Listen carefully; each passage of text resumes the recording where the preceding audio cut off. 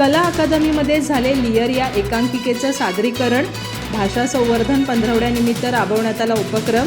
दर्दी नाट्यरसिकांनी दिली उत्स्फूर्त दाद. 1980 नंतरच्या काळात समाज सर्वच संक्रमणातून जात होता. साहजिकच त्या संक्रमण कालखंडाचं संक्रमित समाजाचे निरीक्षण करत अनेक लेखकांनी लेखन केल्याचं आढळून येतं. यामध्ये श्रेष्ठ नाटककार कथाकार जयंत पवार यांचं नाव अग्रक्रमानं घ्यावं लागेल. येऊ घातलेल्या काळाचं संचित पचवून आजच्या भयाबरोबर मनाला साकार करत त्याचा अन्वयार्थ लावणारे आणि माणसाच्या जगण्यातील जगण्याचा गुंता उलगडून दाखवत भविष्यातील प्रलयाचे सूचन देणारे मराठी साहित्य आणि नाट्यक्षेत्रातील अत्यंत समर्थ, दर्जेदार आणि महत्त्वाचे नाटककार म्हणजे जयंत पवार. भाषा संवर्धन पंधरवड्यानिमित्त गडहिंग्लज कला अकादमी इथे जयंत पवार लिखित लियर ही एकांकिका सादर करण्यात आली. गडहिंग्लज नगर परिषद आणि कला अकादमीच्या वतीनं भाषा संवर्धन पंधरवड्यानिमित्त याचं आयोजन करण्यात आलं.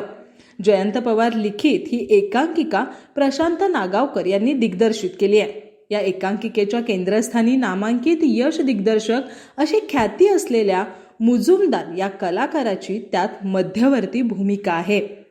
जयंत पवार यांनी या एकांकिकेत फ्लॅशबॅक तंत्राचा अचूक वापर केलेला आहे. किंग लियर शोकांतिका असलेलं नाटक समांतर पद्धतीनं मुजुमदार यांची शोकांतिकाही मांडतं.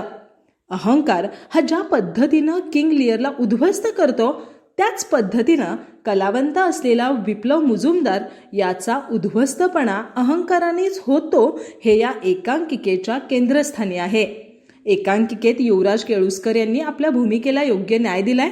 त्याला साथ नाट्यशास्त्र विभागाच्या इतर कलाकारांनी दिले. यावेळी दिग्विजय कुराडे, पी.डी. पाटील, सिद्धार्थ बन्ने आदींसह अन्य नाट्यरसिक उपस्थित होते.